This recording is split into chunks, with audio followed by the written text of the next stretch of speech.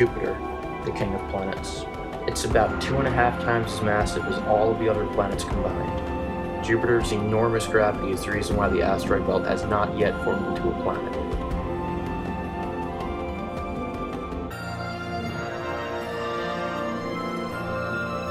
Ganymede is the largest moon in the entire solar system. It's bigger than the planet Mercury, but not as massive.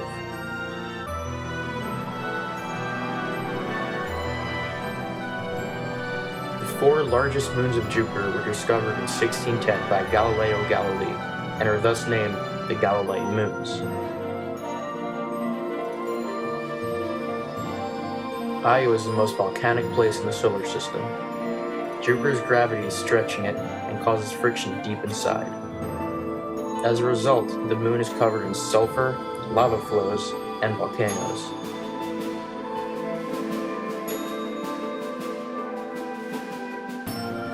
Jupiter itself is a turbulent sea of gas, thousands of kilometers deep.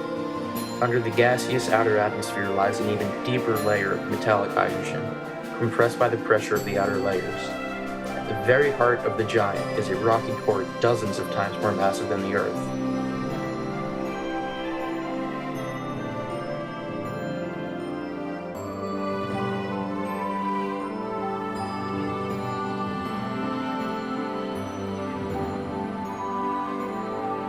Considering its mass, Jupiter has a huge rate of spin. A day on Jupiter lasts just 10 hours. Jupiter's atmosphere is divided into bands of counter-rotating clouds. Huge storms are a common place where these two bands meet. The largest of the storms, the Great Red Spot, has been raging for more than 200 years and is big enough to fit Earth inside of it.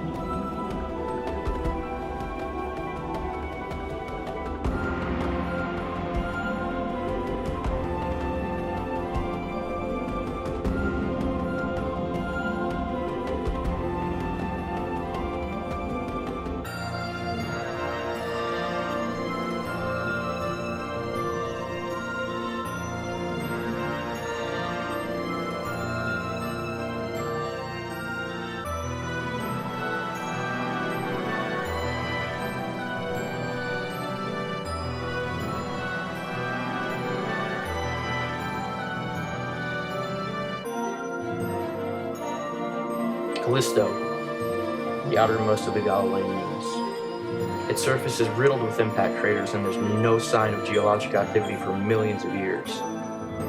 It's too far from Jupiter to be tidally heated like the inner moons.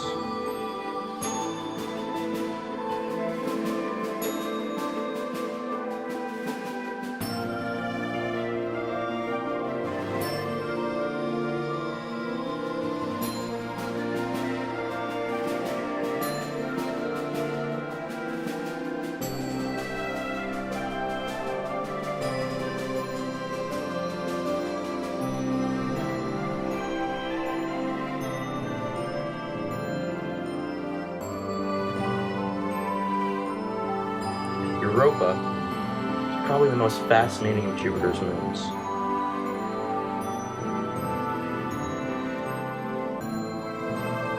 It's covered with a thick layer of cracked ice, and those cracks seem to indicate that there might be a liquid water ocean underneath it. If there's life in deep ocean trenches on Earth, maybe there's life here too. But until we send probes to dig through Europa's ice, we'll never know.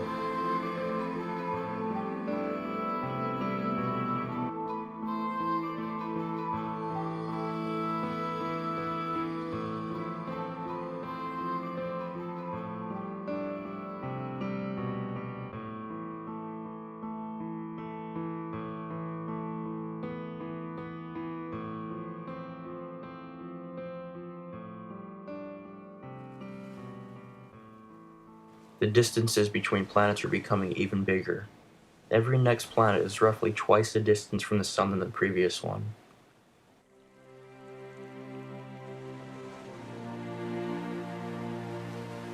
Those rings that we see are unmistakable. Saturn, the second largest planet in the solar system.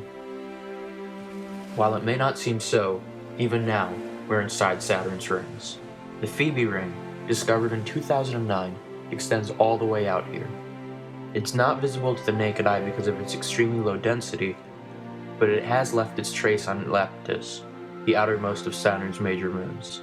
The moon has traveled through the ring for millions of years, and the dust accumulated from it has caused its dramatic two-tone coloring.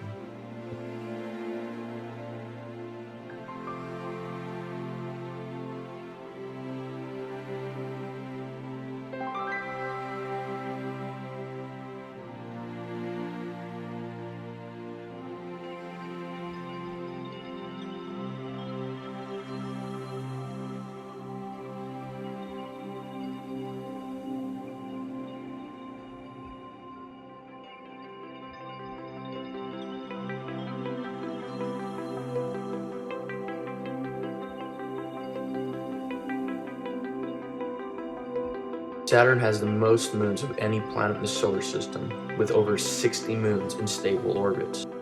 Most of them, like Dione, are rather uninteresting lumps of rock and ice. However, they do have a breathtaking view of Saturn and its beautiful rings. Enceladus is somewhat reminiscent of Jupiter's moon Europa, with likely subterranean water pockets. Saturn is similar in composition to Jupiter, mostly made out of hydrogen gas. Though large, Saturn is surprisingly light. Its average density is smaller than that of water. Its cloud bands are less prominent than Jupiter's, and storms are quite rare. Saturn's upper atmosphere consists of clouds of ammonia and water ice, giving the planet its pale yellow appearance that we see.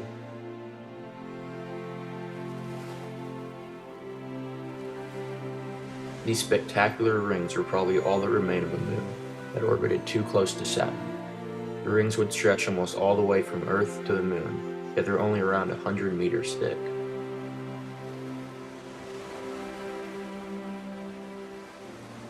They're almost exclusively made out of small clumps of water ice, ranging in size from a dust particle to a few meters.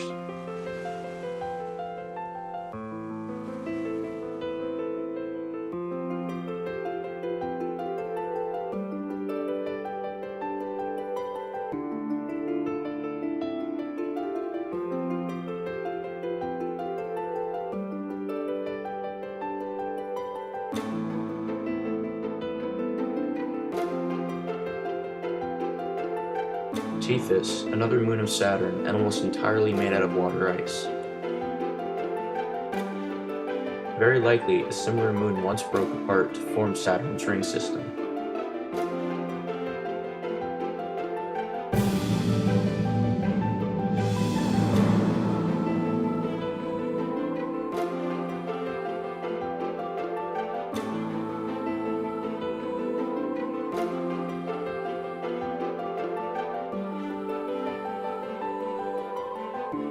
Mimas, the innermost of Saturn's major moons, has obviously had a violent history. It's surprising, the moon is still intact after the impact, which created this crater, named Herschel, after the discoverer of Mimas.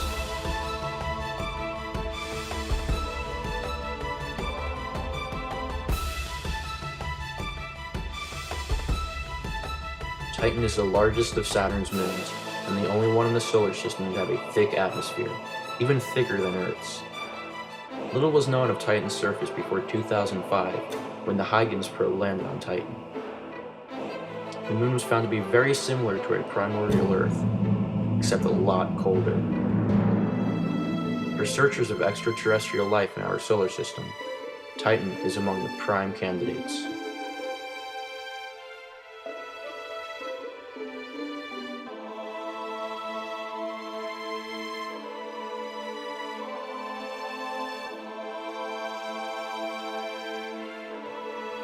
We are now entering the solar system's outer reaches, beyond the 5 classical planets known since ancient times.